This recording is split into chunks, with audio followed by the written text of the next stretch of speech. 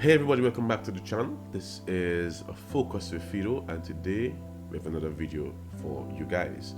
So interestingly, today we're gonna be having a watch party, but before we start the video, I'm just gonna read this quick little writer that I have, so that we can conceptualize something and we can have something going here. So what I have come up with is that imagine you are leaving your home, your family, and your country with a dream, a government scholarship promised to secure your education and your future. Now imagine that promise being overshadowed by corruption as billions of dollars go unaccounted for from Dominica's consolidated fund. Students studying abroad, relying on this support, are now struggling to survive, and their voices of desperation are growing louder. Today, we are going to hear from one of these brave students speaking out against this injustice and the betrayal of a system meant to empower them. Imagine, now this is the actual effects of poor governance, because we have billions of dollars that went unaccounted for. It's missing from Dominica's consolidated fund. We have students studying overseas, and this is just one aspect of bad governance or failed government. We have students sent on government scholarships to study abroad, and not even to secure our future, our sense of our future, to give those students the necessary help that they need, or at least by simplicity, paying what is needed to be paid so that our students can have their education, they can go through the education system, they can study properly. They don't have that stress of figuring out what do I do next. So literally, our government sent the cream of the crop. I'm gonna say it like that because that's what it is. They sent the cream of the crop to study and then abandoned them. You may say, well, Mr. Fido, you take it a little bit far, but that is what it basically is. We have so many projects ongoing. If at any point, I want to take it from that standpoint to bring you guys to where I'm thinking. We already have billions of dollars missing from the consolidated fund without any account of those funds. Okay? We have projects ongoing currently in Dominica, and on multiple occasions those projects had to pause because of lack of funding, or the funds not ready yet. I can say that like that. I think I remember that one of the universities was saying that Dominica was like $5 million in debt, or to that extent. Wouldn't it make sense to at least pay those debts that we owe, so that our students abroad would not be uncomfortable, would not feel abandoned, would not feel the strain of that? Well, no, but today we're going to be having a watch party. I'm going to try my best not to interrupt this watch party. We'll just watch it together. Miss Philsha Pendenque, I'm proud to know her as a person. I know we went to college around the same time, so I'm really proud to know that she is somebody that will stand up for justice and stand up for what is right. I'm not too sure. Well, I don't know. What I know is that she went through this terrible experience, and she's more than vocal about it. So it is so good. I want to encourage you, Miss Pendenque, to continue doing what you're doing.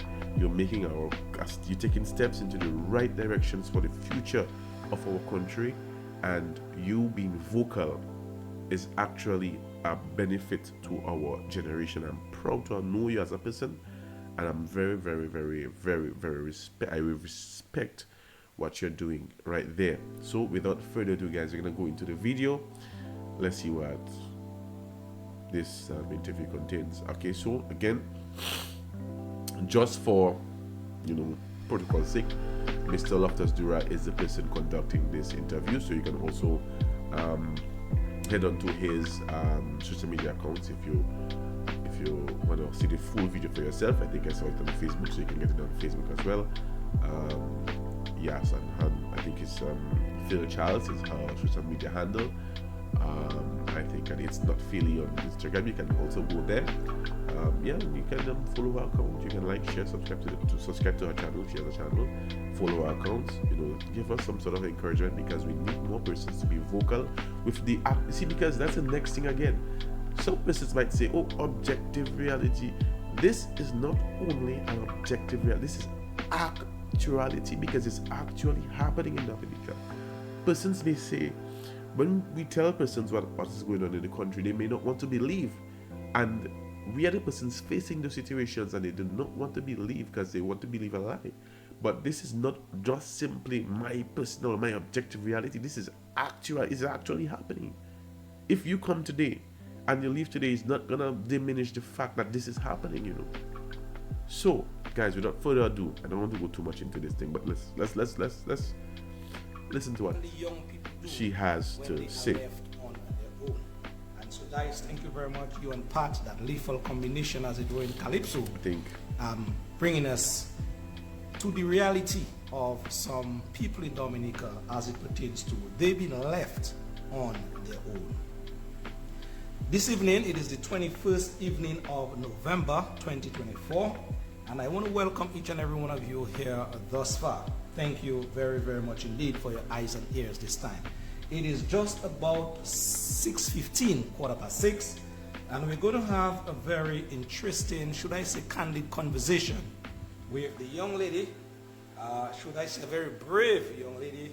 She's very articulate as well, very animated. She's very lively, I can tell you that, for those of you who have been following this young lady on social media by the name of Phil Charles.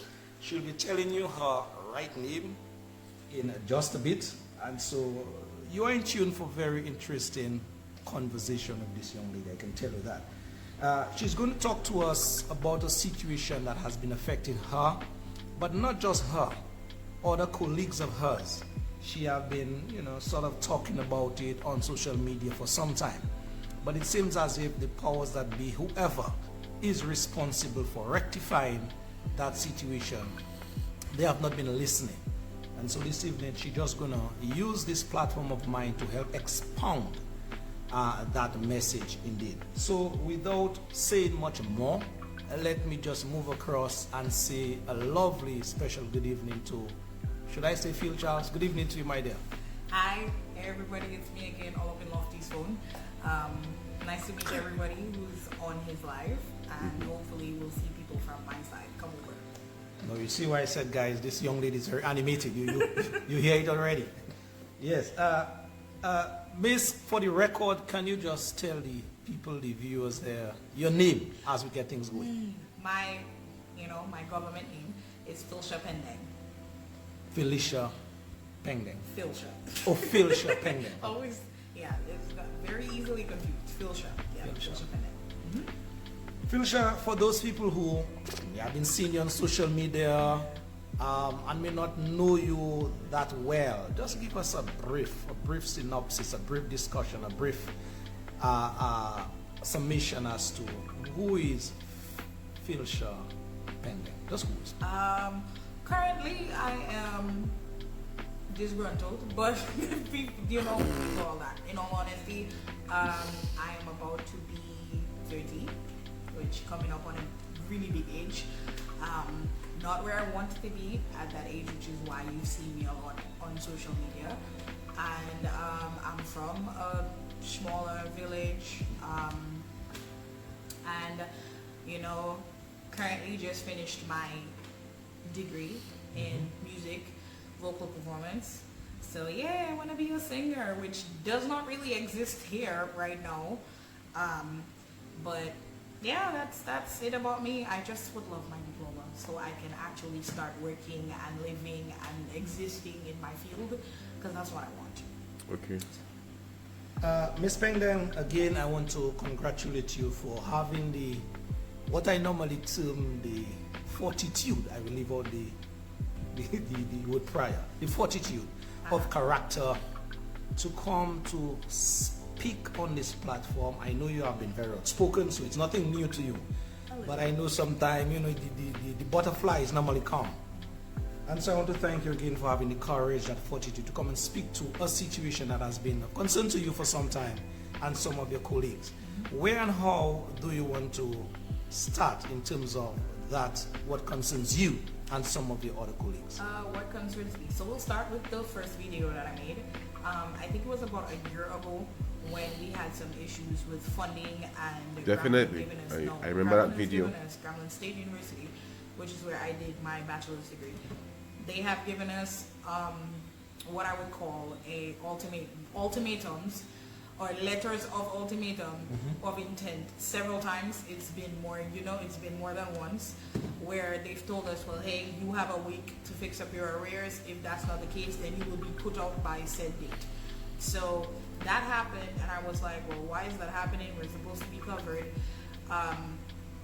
Normally we just go sign a little promissory note and we keep it pushing. Promissory note is not payment, it's just promise of payment, because some people seem to be confused. So when we went there, they were like, well, your housing isn't covered and all of that stuff. And I'm like, how is housing not covered when it's quite literally a full scholarship for whatever designated period that it is they give you the scholarship for. And they were like, yeah, your housing isn't covered and all that stuff. So if you don't have housing, then you're gonna be kicked out. And I'm gonna pause. It's supposed to be a watch party, guys, but I need to just make an interjection here. Try to put yourself into a position like that. If you're given a government scholarship to go and study abroad, and then that includes your housing fees, and not even your housing fees is being paid, then how are you supposed to internalize that kind of information? How are you supposed to function on those information, guys? How? Let's continue. You haven't started school, you're not fully registered, you're trying to get all your classes, you still have to be there and be present and perform with all of that stuff just hanging on you. And so I decided to make a video. Of course, the video was received rather well, despite all of the negatory comments, but it was received rather well. And some payment was received for a certain amount of years, I guess, but it didn't cover everything. And so here we are making a video back again, because obviously I'm graduated now, but I don't even have access to my diploma because it's not covered. Okay, thanks for setting the foundation as it were, but let us walk it back a little bit. Yeah. Tell us, how did you come about in terms of that scholarship that you spoke of? Okay, so when it came to, I was actually not in Dominica for a while. So right after Maria, I kind of left to go to another country. And then I was told to come back home. Yes. I was told to come back home because there was a scholarship, available for me. There was a scholarship on offer, and I was like, well, at the time I was told it was Cuba, and I'm like, I don't want to go to Cuba because I want to do music. I don't want to teach, I don't want to do agriculture, and I don't want to become a doctor, which is kind of what Cuba offers. Yeah. And so when I was told to come back, I'm like, well, if I'm not coming back for music, then that's not the case. I was told, it's okay, we'll find a place for you, come back. Okay, fine. I came back. When I came back, I was kind of left high and dry, because when I came back, obviously the offer is still to go to Cuba, and that's not what I want to do. They pulled me from a place where I was about to get into a new job. I was settling down in Antigua. So you pulled me from that place to bring me here and didn't set me up with a job, didn't set me up with any sort of, well, at least let's put you somewhere. None of that. Just, well, I guess we don't have what you need. Sorry for you.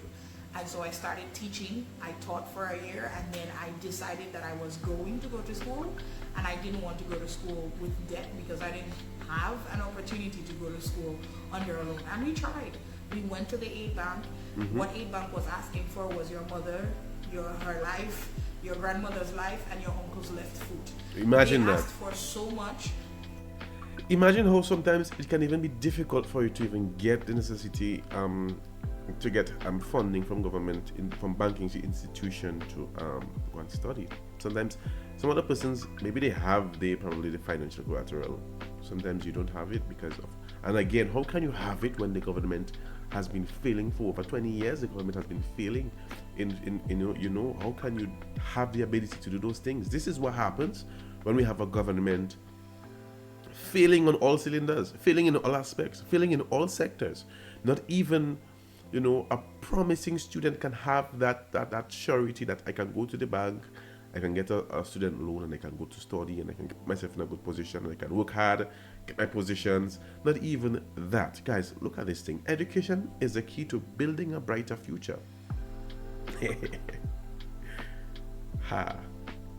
So if education is the key to building a brighter future, then what are the government doing? If the government are not attacking our future, if the government is not trying to destroy our future, what are they trying to do? And we try to say, well, if you have a mortgage currently, can you consolidate and you'll use that as as collateral? And they said no, you have to have free unengaged land or house, whichever. You need to have some. Oh, guys, look at that. You have to have land or house collateral. Land or house collateral, and the government has undertaken programs that would give you the ability to occupy land and house, but not the right to own those land and house, while they take what you own currently, and they're refusing to give you a title for what they're putting you in, for what they're relocating you at. And is that securing our future? Do you understand? I want us to understand the implications of those things. When you have a child, I'm gonna say a child that is promising. This child is promising. This child is, something about this child shows you that they need the accessibility to another level of education. University, they need to go to university, they need to go abroad. And because of the different programs that the government has undertaken, because the Prime Minister did say that all buildings that the government builds, it's state buildings, it's not you can own that, it's state buildings. So how are you going to now support your child when that turn comes? We have to think for the future. We cannot just think of self in this thing. And imagine what she's saying. The bank needed a house and or a land as collateral so that you could be able to go and study. A house and or a land. Something that they can use as collateral, and they need you to start paying, even though it's under a student loan. And supposedly there was funding from the government for those student loans. You had to start paying immediately, and the lowest they were trying to start us at was $700 something a month that my mother would have to pay every month. That was with receiving a salary that was less than $2,000. Exactly. That was impossible. 5 children. That's not possible. Who can pay that? And so we decided, I applied to the Ministry of Education. I applied twice. The Minister of Education at the time, he was like, well, I'm sending it up and I haven't been receiving, every time one time he sent it up, it was denied. The second time it kept coming back with errors. He's sending me to fix it and it's still not being, I'm not sure. How long ago was that, and who was that Minister of Education? That was 5 years ago, and it was Peter Seja at the time. It's a Peter Seja. And you know what? I'm so sorry for messing That's that up. That's how we normally I'm sorry. pronounce it, Mr. Yeah, Peter Seja. I'm so sorry. But yeah, it was him at the time, and he really tried his best. Like he was like, look, he showed me all of the papers. He told me, well, hey, I'm doing this and this and this. These are the errors that we are receiving. I am sending you to fix this, but it keeps coming back. And then my mother went to attend. The head of the country was holding what was it? There was some meeting with all the secretaries and junior clerks and what it is from across the ministry, the ministries, may I say, sorry. And she went there and she was like, yeah, because, you know, we're facing struggles, and she was expounding on her struggles while working there, and then saying that, very vocal, and saying that, well, her daughter was also experiencing struggles because she's been applying, and for no reason, it keeps coming back. It reaches on his desk and then it comes back. And he was like, if that's the case, well, bring it to me, whatever. That's how I got the scholarship. Okay. Wow. So was there a process to get enrolled? To get enrolled at Grambling, or to No, the process for the scholarship. What was the process for you to get into or be approved for that scholarship? Right. So they had to see that, of course, it couldn't be. There's a lot of. I want to use the right words. Yeah, sure. There's a lot of science and computer science, Okay. and you know, there's a lot. So if it's a place Talking where about majors, there's actually. a lot of people, it's harder. The chances are harder. But again, at the time when I went, I was the only person doing music. I was the only person I know of actually doing music. So they were like, well, this is a very niche, a very niche Narrow, patch. yeah. So your chances of getting approved are higher. So they the obvious things they ask you for, your CXC to see if you were completed that, your diplomas from college, because yeah. I went to college and had an associate degree, so your associate degree for that. And then I guess they ask you for a letter of intent, like a scholarship letter. You write the letter and then ask for what you need, and then they'll tell you whether they can or cannot help you. So that was kind of the process at the time. Okay. Okay, why not? So how has that journey been in terms of you being accepted by a scholarship wise? You're going actually to the university. How has the life, the university life been for you? University life has been very, very, very interesting. People think, of course, a lot of people think, well, you go up there and you're under this, so you're happy, and they're giving you this, so you must be fine.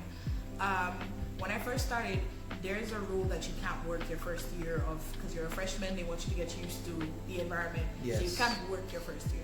Exactly. And then after that, of course, that means your parents should be providing for you. We just heard I don't have that type of situation. Yeah. So my first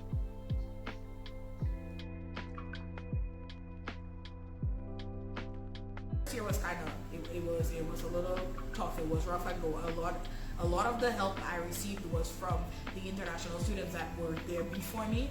They banded together. They helped me with my first cold, my first winter, my first fall. It was really them and whatever little my mother could save up. Then that was what carried me through my first year. The second year, I really, really, really, really tried to work. But then I am a music student, and you either have to be in band or you have to be in choir. And so I was in choir, and choir is super busy. Okay. Just in case everybody's confused, I have my school schedule and then I have my choir schedule where we'll be every week, every weekend, every whatever else it is. And we don't necessarily always have breaks. So there might be a little period where it's not so busy, but when it gets busy, it's busy. You barely can keep a job. So a lot of times what happens is we can only work on campus, and you can only work 20 hours on campus. That's it. That's the legal limit. If you do anything else, then you can be very much either IRS, ICE, that type of stuff. Yes. Yeah. So they don't want to hire choir students because you don't have time to commit to the jobs. So I wasn't working that second year, and so I'm existing on prayers, my friends, and my family. Interesting.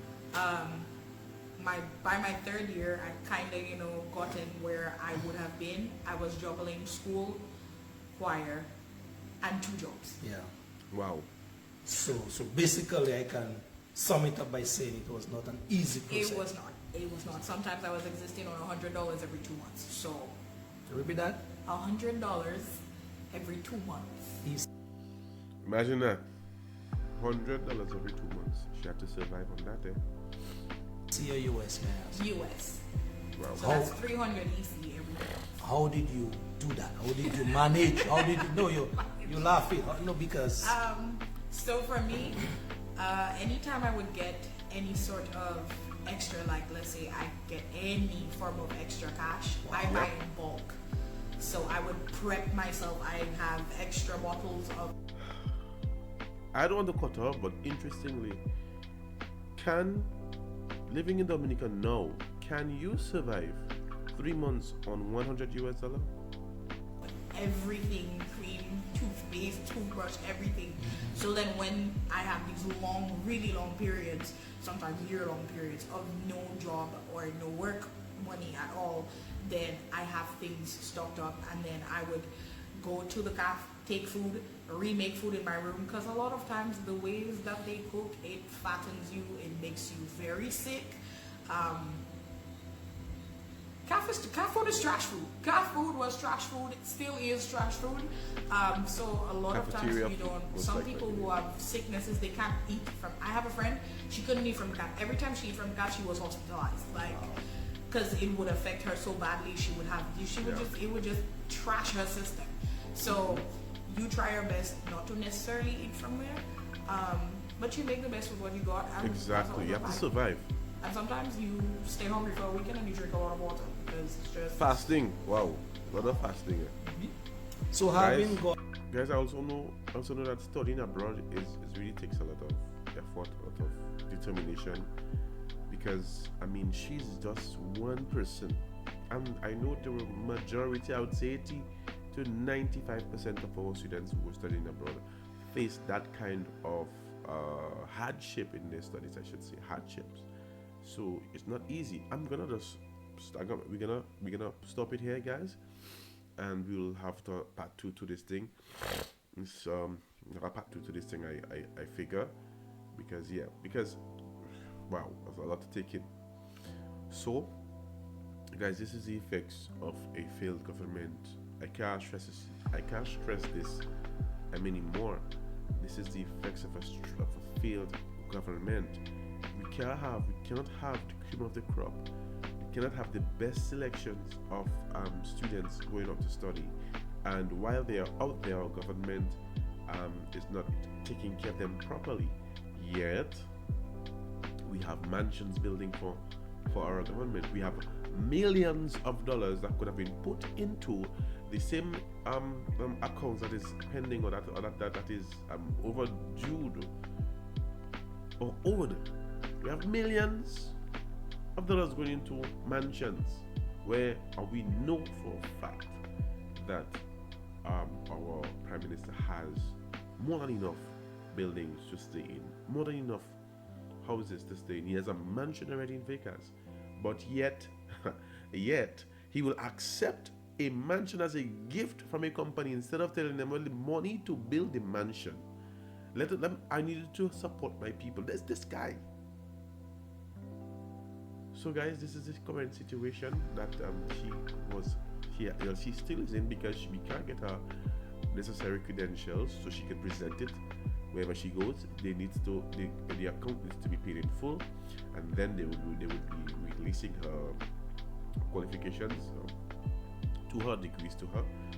So guys, you tell me, you just tell me what is happening here. Is this a government that cares about its people? Is this how it's supposed to be? Are we on the right track? Are we on the wrong track? You tell me, because I know that what is happening to more than just Miss Pendenque currently. So if you haven't as yet, like, share, subscribe to the channel, hit that post notification bell so you can be notified every time we post or upload. And we will be doing part 2 to this video. We might do it on a live stream, I'm not too sure, but you would see if you just subscribe to the channel, and when we post, you would know when we post, and you'll be able to be part of that. But again, I must reiterate that this is the signs and effects of a failed government. As we have this, so I'm going to read this in disclosing. Education is key to building a brighter future.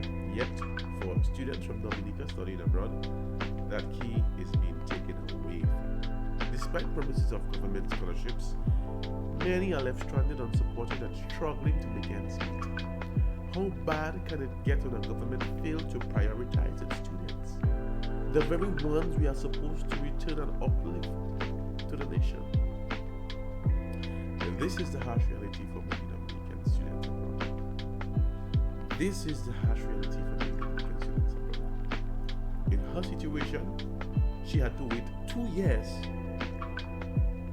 before being able to work and support herself. And still in that situation, still needs the help from the government. You can't be paying half and I mean, come on. It's not, and you know, these things happen. Our universities don't usually put the hammer on a country like that, or they don't just put the hammer on a government like that. But when our government has been associated with international